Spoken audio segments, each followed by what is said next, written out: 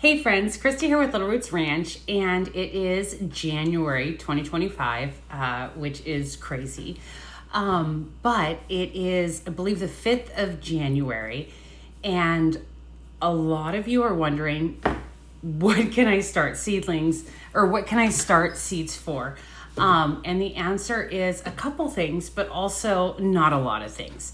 And so January is basically when you're starting onions. And when I say onions, I mean bulbing onions, which is the regular onions we're used to at the store. And then of course there are bunching onions, scallions, started earlier, the green onions, depending on what you're used to them being called. Also includes leeks, chives, and garlic chives. Basically, it's the allium family. Now, garlic is also in the allium family, but more than likely you've already got your garlic in if you are growing it. If you're doing early spring, late winter garlic planting, that's a different topic, so we'll not address that here.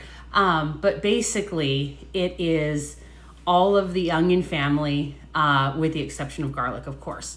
But lots of good, tasty things in there.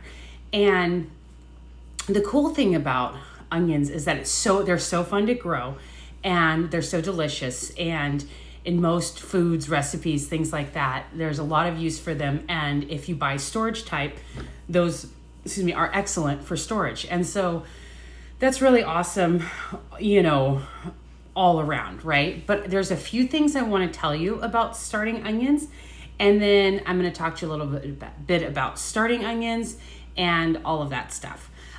So getting started. So the very first thing that I want to tell you about onions is that they are biannual. Now, what exactly does that mean? And this counts for all of them. Chives will flower, so that's separate. But is that they flower after in the second year or after the second winter. Now, for us, we would think, okay, well, we're in winter now, and then we do spring, summer, fall. We go to winter again. I'm going to be harvesting my onions in the summer. They're not going to hit the second year. And you would be correct, unless you're an onion, because onions are not, they don't have rational thinking and all of that stuff like us. And so they gauge when winter happens based on daylight and temperatures. And so the onion can sense when temperatures are warming, temperatures are waning, the days are getting longer, the days are getting shorter. And that's what they use to gauge. So it's very possible that if you started onion seeds today, that your onions could, if a perfect set of occurrences happen, that your onions could think that they were in the second year come this spring, early summer, whatnot, and start to flower. Now, is flowering a bad thing? It depends. Okay, one, the flower is beautiful. But the thing is that if you're fresh eating onions, you can just pull that out or cut around it and it works fine, no problem. If you're selling onions or if you want to store onions, then that creates a problem. So to understand the onion lifestyle, I guess, is that the first year of growth, right? Then this is in the wild where people aren't pulling them to make salsa, right? Onions will go through their first year and they do the bulbing. Now the bulbing is really, think of it as an energy reserve to get through the second winter. Now remember, all plants go through winter better when they're smaller, right? So the second winter, the onion plant is a little bit larger, and so it has all of its reserves to make it through the winter. And then I don't know if you've seen an onion flower, but that little itty bitty onion or large onion, whatever, will put up a shoot that's like, 3, 4, 5 feet sometimes. And then it'll be this huge flower, like whitish, purplish, pinkish, depending. And it's like the size of my head, and it's really, really pretty. But that's a lot of work for the onion. And so that's why it takes the 2 years. Now, if your onion has a false winter and puts up the flower earlier, it will be smaller just because its resources are limited and all that stuff. So how do we avoid that?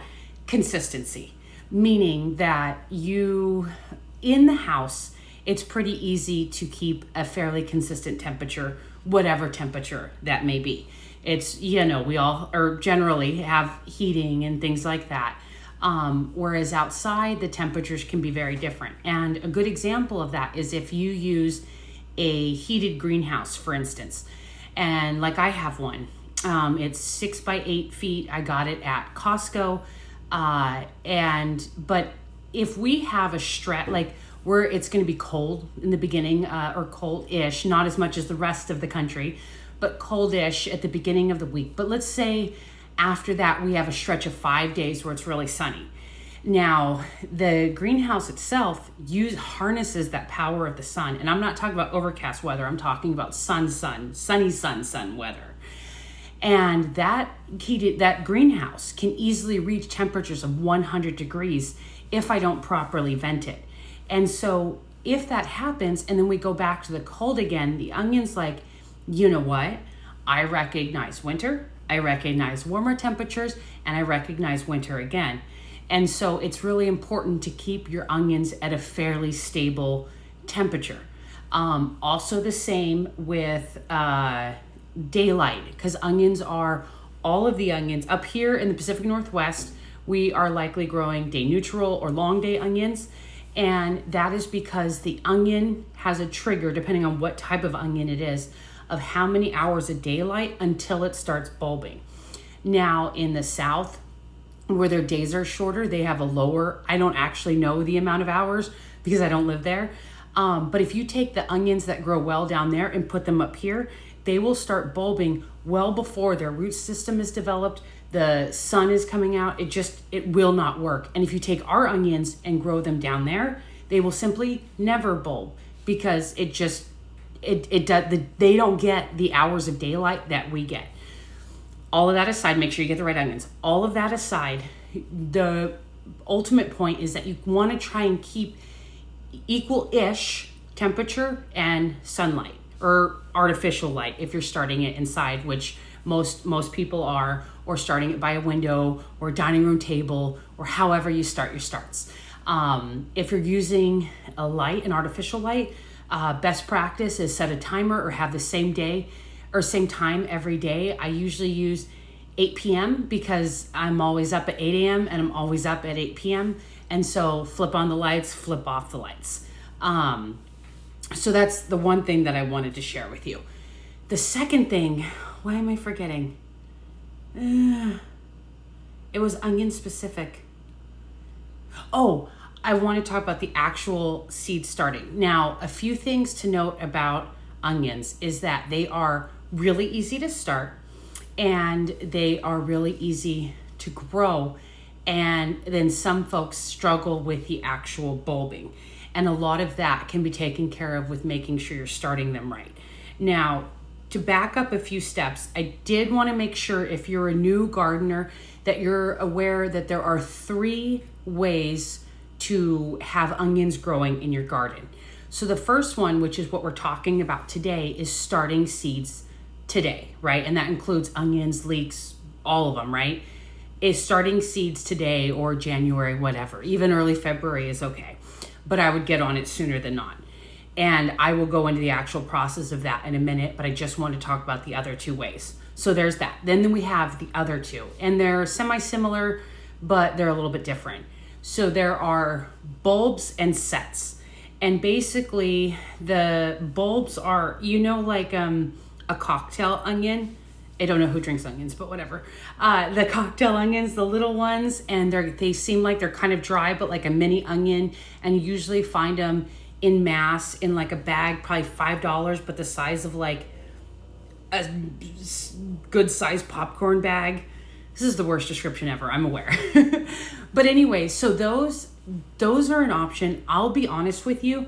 They usually don't have a brand name or anything like that. They are more economical, less economical than seed, of course, but more economical. But I find that the odds of those going to seed, because now you got to think about, hopefully the grower did them really well. You know what I mean? Like, sorry, my cat's trying to steal the spotlight. His sister is getting spayed today. He got neutered last Sunday and his sister's getting spayed. And so he's very needy. So he might jump on my lap and demand a little bit of attention. So just giving you the heads up. Oh, he's trying to come. Okay. Anyways, come here. You want to say hi? You want to say hi? No. Okay. Well, come on. Come on. I'm on a time clock. There you go. Okay. Say hi, everybody. This is a little monster. Okay. I'm gonna put you down. Okay, sorry. So getting back to the other two sets. So the bulbs are like the dried out ones, and you put those out. I honestly have never had any real luck with that, though I have only tried to grow maybe 1, maybe 2 seasons. I've talked to other gardeners and they've kind of struggled with them. And then the third option is, I think, generally the most popular, which is getting the sets where they're kind of like pencil size and they look kind of long and they come rubber banded together. You don't have too many options on different varieties. And then you plant those out as is and they grow into onions. And those are usually sold at farm stores or even hardware stores or online. Like I think Territorial sells them, things like that. Those are going to be your most expensive option. But they're also likely to have the most success. But if you put them in the ground too early, they are also prone to going to seed as well, which is an option with any 3 of them. So I just want to make sure you're aware of the 3 different options for whatever suits you.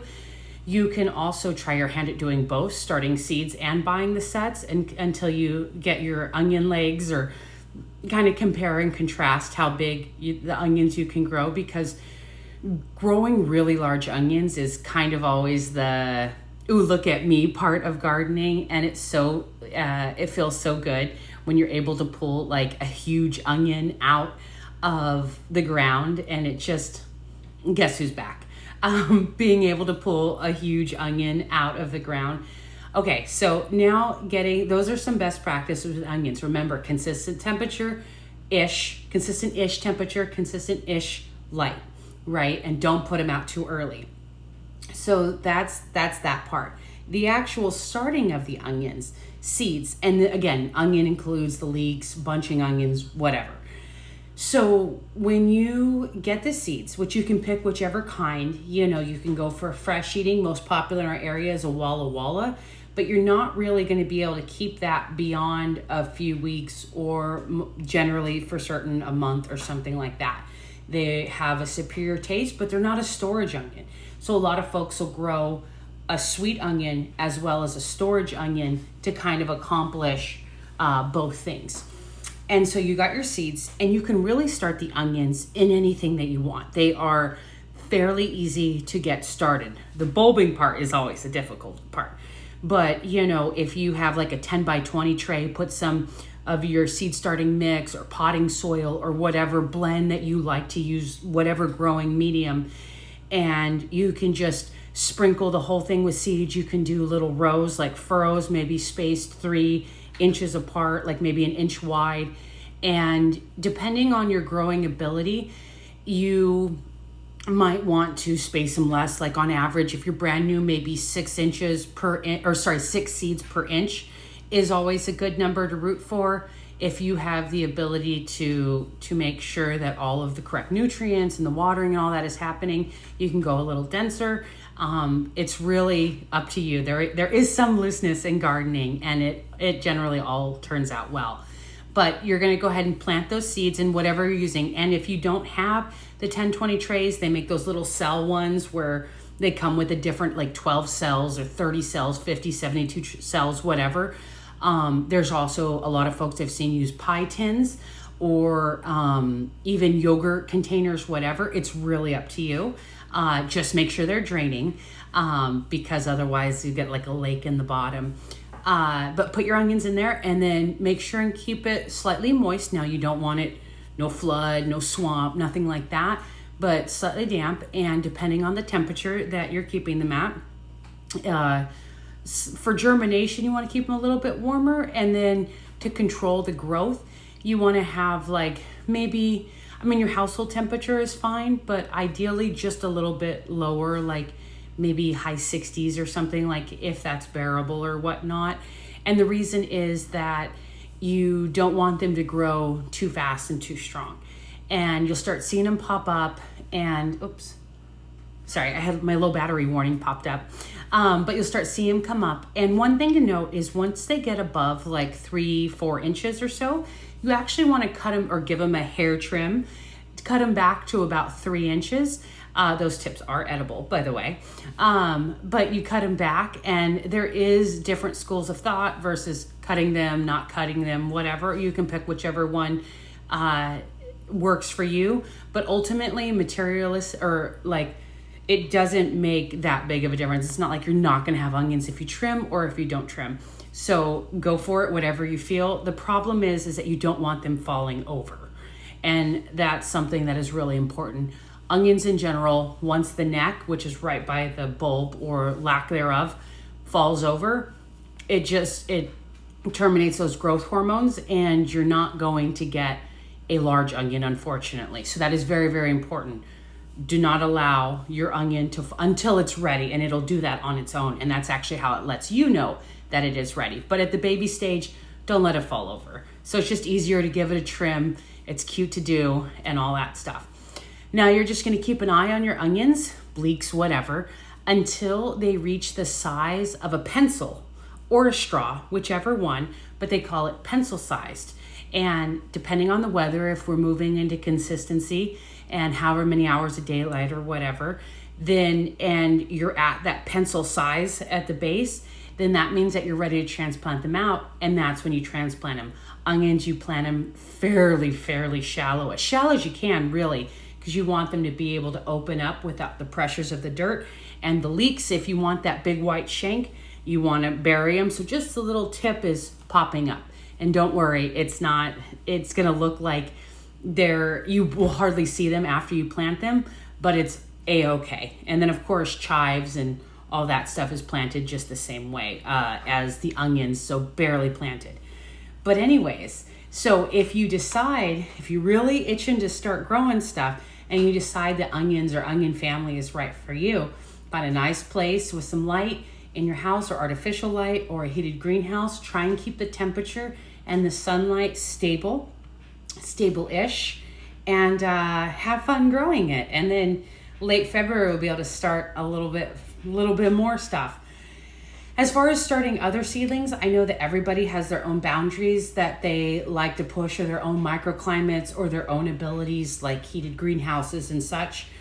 For the average grower, and especially a brand new gardener, the one piece of advice I can give you, honestly, is it's very, very difficult if you're planting things too early, for a multitude of reasons, especially this early. The plant, obviously anything that you're growing it in does not allow for full and total root development, because it's only, the growing medium's like a couple inches or something like that, and the less time you can have your plant in that, the better. It establishes stronger outside and all of that. Not only the below ground growth, but also the above ground, because plants are harder when they're little. And so if you have a full grown plant that you're transplanting out, all those cells have to turn out, like in the plant, have to turn over and become hardy, or they'll get sunburned or what. There's a lot of problems. And I think one of the biggest mistakes that gardeners do, especially new gardeners, is starting things way too early. And I know a lot of people who start like tomatoes in January and they have success, but I do not recommend that for the average person, or even more than the average person. I personally don't start my tomatoes till I don't know. I change it every single year. I keep getting later and later. I can't remember. I'd have to look at my calendar, but I think I'm like early May or something. I know. And if you look at my videos from last year, tomato plants taller than me. So don't worry about it. In most cases, trying to push the envelope too early is threefold worse than too late. But anyways, if you made it this far, thank you for watching. Happy onioning, happy gardening. And let me know what seeds you're growing if you are, or if you're buying set starts, whatever. Let me know what kinds you're purchasing. I actually have not purchased mine yet. I need to go do that. And I'm probably going to grow I think I might go for more storage, but I can't resist a sweet, but then I might get a purple. So I don't know. I'll leave in the comments once I get mine. But thank you for watching. Happy gardening. And yeah, talk to you later. Bye.